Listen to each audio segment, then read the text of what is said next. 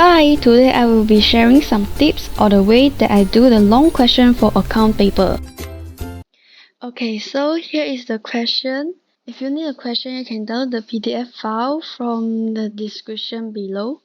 First, the question is the imbangan duga for Kedai Lollipop at 31st December 2019. Here is all the butil and maklumat tambahan. And the question that we need to do is akal perdagangan dan untung rugi dan penyata kedudukan kewangan. For tempo 31st December 2019 and start from 1st January.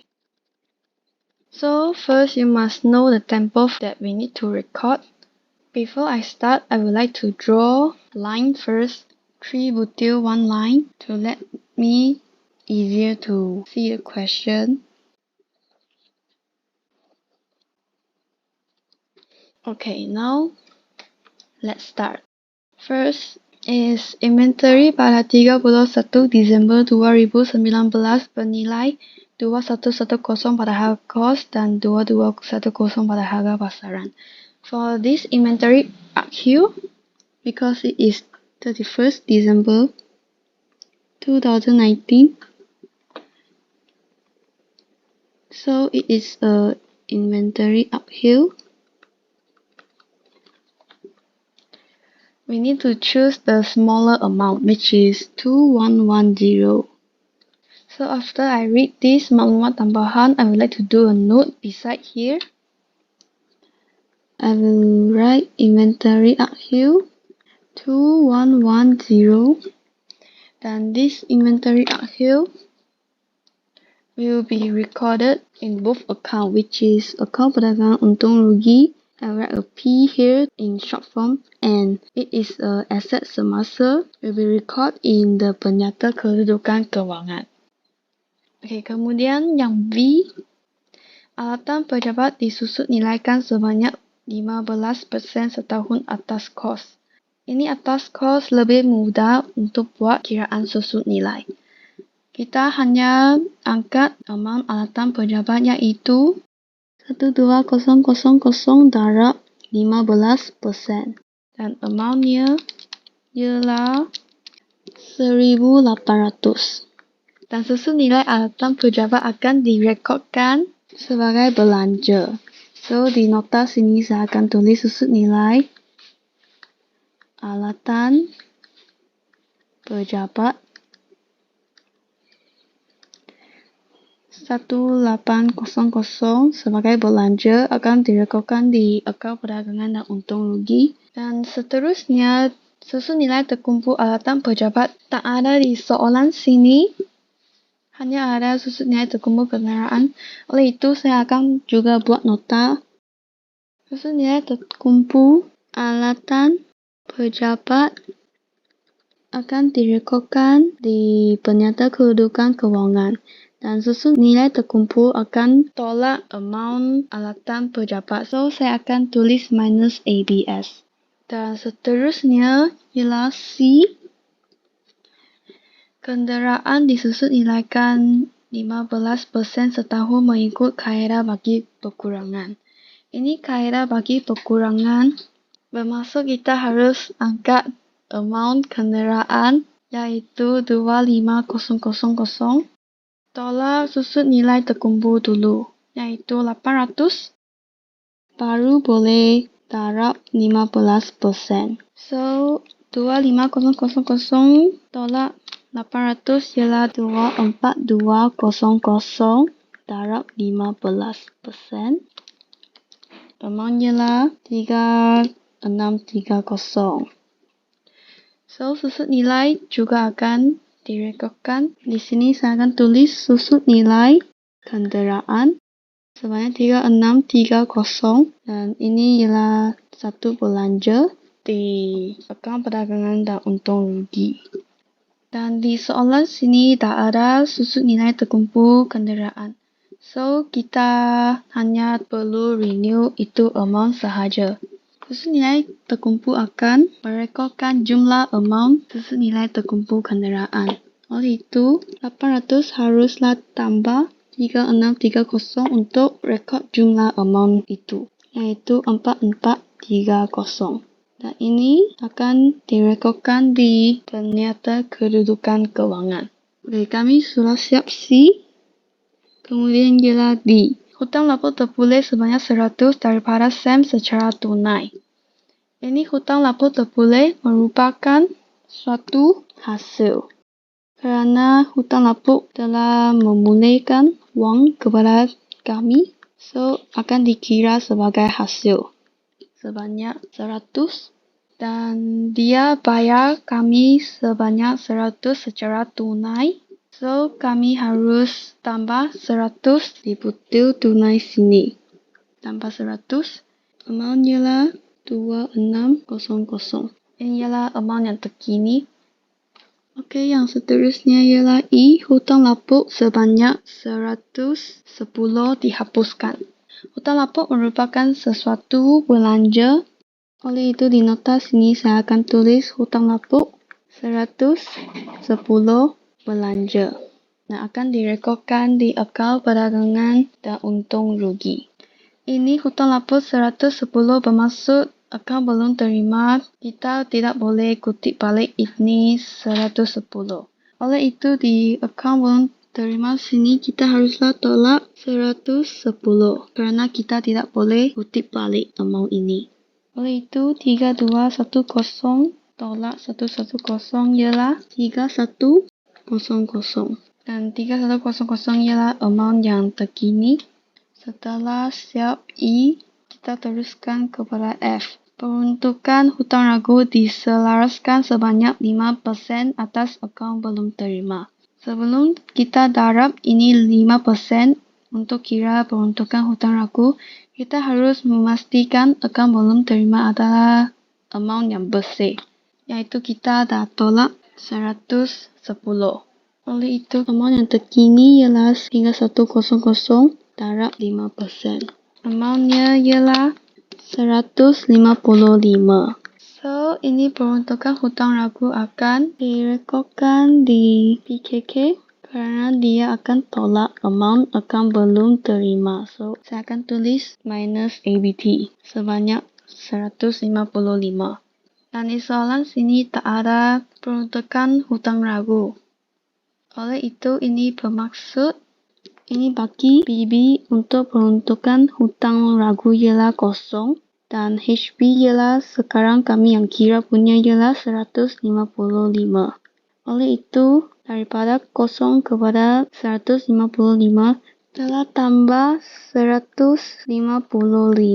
Ini merupakan anggaran yang kita tidak boleh kutip balik. So, ini akan dikira sebagai belanja. Kerana hutang ragu telah tambah dari kosong kepada 155. Oleh itu, saya akan rekod sebagai pertambahan peruntukan hutang ragu sebanyak 155 dan ini merupakan sesuatu belanja. So, kita sudah siap ini F. Seterusnya G, iklan belum bayar sebanyak 300. Ini bermaksud kita 300 sedang berhutang. So, untuk kira amount yang sebenar di akaun perdagangan dan untung rugi, di iklan sini kita harus tambah balik 300 kerana 300 ini merupakan kita belum bayar. So, angka sebenar ialah 1,300. Ini merupakan amount yang kita sudah belanja dalam iklan ini. Dan seterusnya, iklan belum bayar juga akan direkodkan. Kerana ini belum bayar merupakan hutang, so akan direkodkan sebagai liability semasa sebanyak 300. Dan liability semasa akan direkodkan di PKK. Okey, seterusnya ialah H. Sewa prabayar sebanyak 120. Ini sewa bayar merupakan kami belanja. Belanja di debit side here. So, sewa yang bayar ialah 2220. Dan ini merupakan sewa yang kami terima. Kami hanya ubah amount di sini sahaja. Sewa prabayar bermaksud kita telah lebih bayar sebanyak 120. Untuk mencari amount yang sebenar dalam sewa, kita haruslah tolak 120. Oleh itu, kita baru boleh cari amount yang sebenar dalam saver ini. 2220 tolak 120 ialah 2100. Kemudian kami juga perlu rekod butil saver prabayar. Ini saver prabayar sebanyak 120 merupakan satu aset semasa. Kerana kami sudah lebih bayar. Ini prabayar juga macam itu deposit. So, kita akan kira ini sebagai aset semasa. Okay, yang seterusnya ialah I. Komisen belum terperoleh sebanyak 130.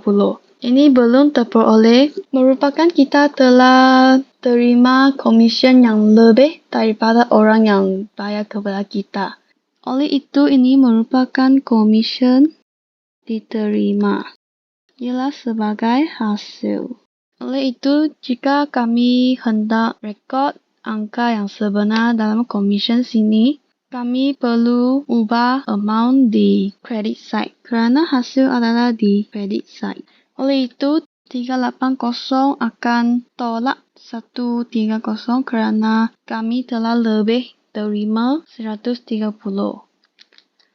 Oleh itu, komisen yang kami patut terima dalam tempoh ini adalah 250. Ini akan dikira sebagai liability semasa. So, dalam nota ini, saya akan tulis komisen belum terperoleh sebanyak 120 dan merupakan liability semasa akan direkodkan di penyata kedudukan kewangan. Okay, setelah siap I, yang akhir ialah J. Pinjaman bank dibuat pada 1 April 2019 dan akan dikenakan kadar faedah 6% setahun. Amount pinjaman bank boleh lihat dalam soalan iaitu 10,000.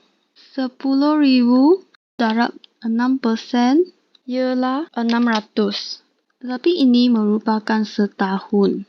Kami pinjam dari bank adalah dari April dan sehingga tempoh akhir ialah Disember sahaja yang selama 9 bulan sahaja. Oleh itu, kita tidak boleh kira 600 kerana ini 600 adalah untuk setahun. Oleh itu, kita haruslah bahagikan kepada 12 untuk cari sebulan iaitu 50 ialah faedah untuk sebulan dan 50 darab 9 bulan iaitu angka yang sebenar ialah 450. Oleh itu, dalam nota saya sini saya akan tulis faedah atas pinjaman sebanyak 450. Dan ini merupakan belanja kerana kami perlu bayar itu faedah. Dan seterusnya, soalan ini tidak sebutkan kami sudah bayar atau tidak. Oleh itu, kami akan kira dengan kami belum bayar. So, di nota sini saya akan tulis faedah atas pinjaman belum bayar sebanyak 450 dan ini belum bayar merupakan liability semasa yang akan direkodkan di PKK. Okey, selepas siap ini semua pelarasan, saya akan mula untuk kategorikan semua butil ini. Okey, yang pertama ialah belian dan jualan dan ini akan direkodkan di akaun perdagangan.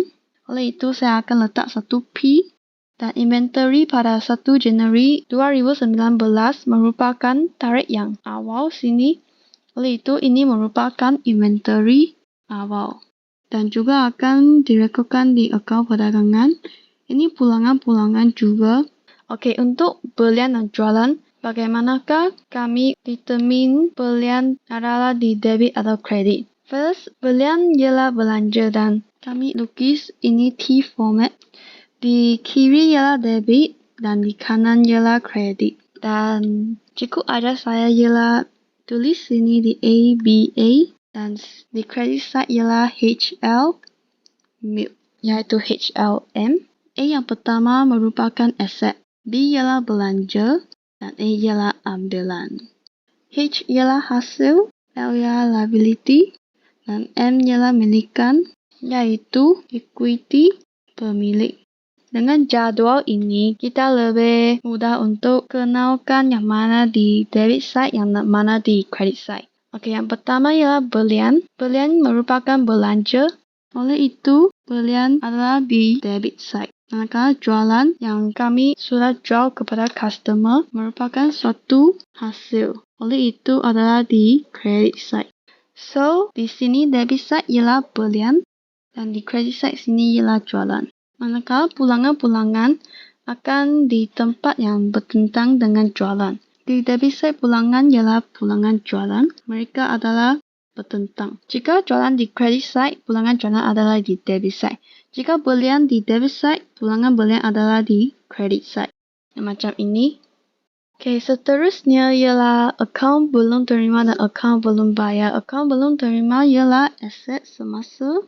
Akaun belum bayar ialah liability semasa. Dan debit side ialah aset semasa. Dan credit side ialah liability semasa. Dan kenderaan ialah aset bukan semasa, ABS. Iklan merupakan belanja. Dan upah ialah di belanja. Alatan pejabat merupakan ABS, aset bukan semasa. Duty import adalah di perdagangan. Ini akan dikira dalam kos belian. Angkutan keluar adalah belanja. Diskaun di debit side merupakan belanja, iaitu diskaun yang kami beri kepada customer. So, di sini ialah debit side ialah belanja dan di credit side ialah hasil, iaitu diskaun diterima. So, diskaun ini ada belanja dan hasil. Pinjaman bank ialah liability bukan semasa. Maksudnya terkumpul kenderaan ialah amount yang akan mengurangkan aset bukan semasa. So, saya akan tulis minus ABS. Dan alat tulis merupakan belanja kerana di debit side. Dan bank di debit side ialah aset semasa. Di credit side ialah liability semasa. Bank yang di credit side mungkin adalah overdraft bank. Dan seterusnya, ambilan akan mengurangkan amount equity pemilik. So, saya akan tulis minus EP. Dan tunai adalah aset semasa. Commission di debit side ialah belanja, sama juga. Dan di credit side ialah hasil. Dan promosi di debit side merupakan belanja. Gadai janji ialah liability bukan semasa. Sewa di debit side belanja, credit side hasil. Dan model ini sama juga dengan inventory, merupakan model awal kerana tarikh ialah 1 Januari 2019 dan akan direkodkan di equity pemilik. Okey, selepas siap kategorize semua butil, saya akan mula buat akaun perdagangan dan untung rugi dan penyata kedudukan kewangan.